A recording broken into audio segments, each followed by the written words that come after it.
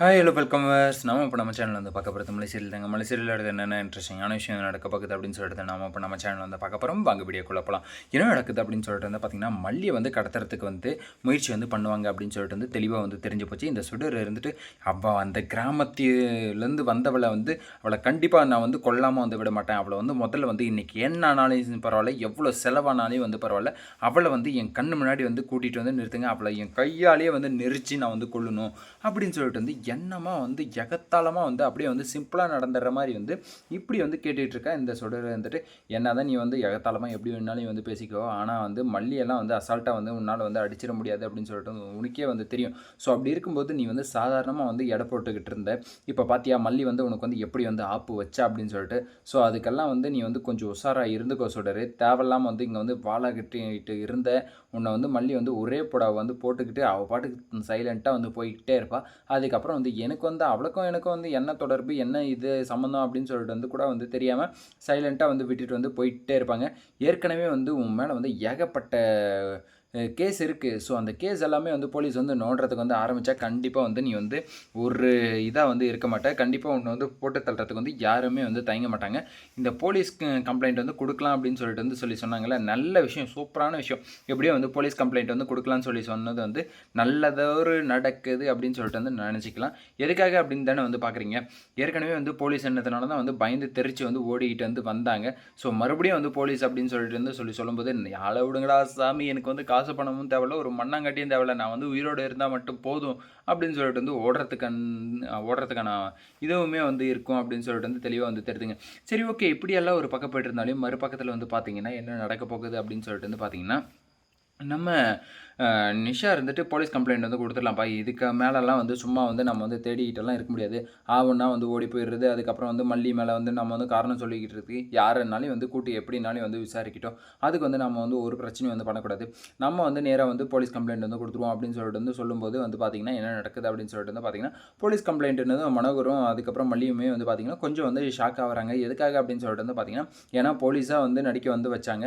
So அவங்க வந்து யார், எந்த டிபார்ட்மெண்ட்டு, ஏது என்ன லொசுக்கு அப்படின்னு சொல்லிட்டு வந்து அவங்க வந்து விசாரிக்கிறதுக்கு வந்து ஆரம்பிப்பாங்க.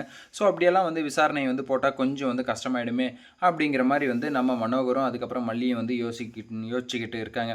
ஸோ இது வந்து நம்ம செட் பண்ணது, ஸோ இதனால் வந்து ஏதாச்சும் வந்து நமக்கு ஏதாச்சும் வந்து பிரச்சனை வருமா, அதுக்கப்புறம் விஜய் வந்து நம்மக்கிட்ட வந்து பேசாமல் வந்து போயிடுவாரா. இந்த நிஷா கதிரேசன் கூட வந்து எனக்கு வந்து பெரிய மேட்டராக வந்து தெரியாது, ஆனால் நம்மக்கிட்ட வந்து நம்ம விஜய் வந்து பேசாமல் சைலண்ட்டாக வந்து எல்லாமே உன்னால தாண்டி அப்படின்னு சொல்லிட்டு வந்து அவர் வந்து பேசாமல் வந்து போயிட்டாருன்னா ரொம்பவே வந்து கஷ்டமாக போயிடுமே அப்படிங்கிற மாதிரி வந்து நம்ம மல்லிக்கு வந்து ரொம்பவே வந்து பேனிக் ஆகுது.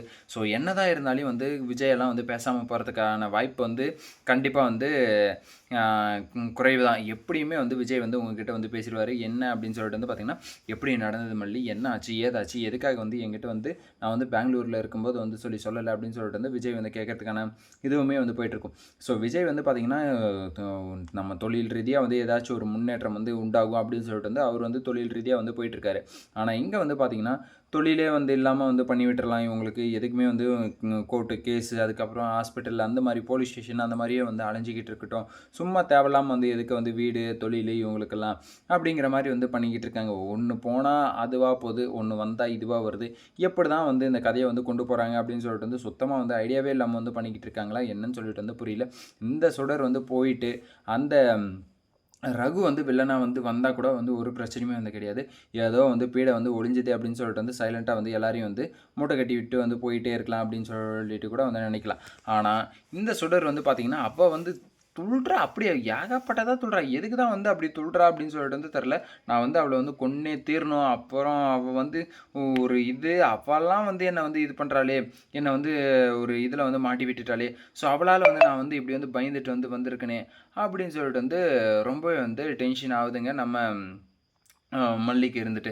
ஸோ சின்னது சுடருக்கு இருந்துட்டு, சுடர் நீ வந்து என்ன பண்ணாலும் ஒன்றும் வந்து வேலைக்கு ஆகாது, ஆனால் அந்த இடத்துல வந்து பார்த்திங்கன்னா நம்ம மல்லி சின்னது மல்லியோட இதுதான் வந்து பயங்கரமான ஆதிக்கமாக வந்து இருக்க போகுது.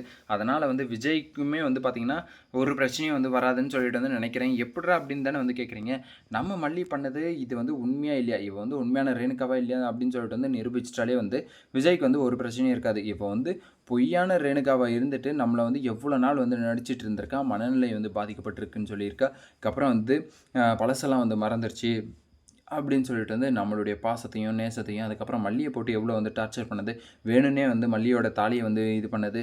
அதுக்கப்புறம் வந்து சொத்துக்கள், பத்துக்கள், பணங்கள் எல்லாத்தையுமே வந்து ஆட்டைய போடணும்னு சொல்லிட்டு வந்து நினச்சது.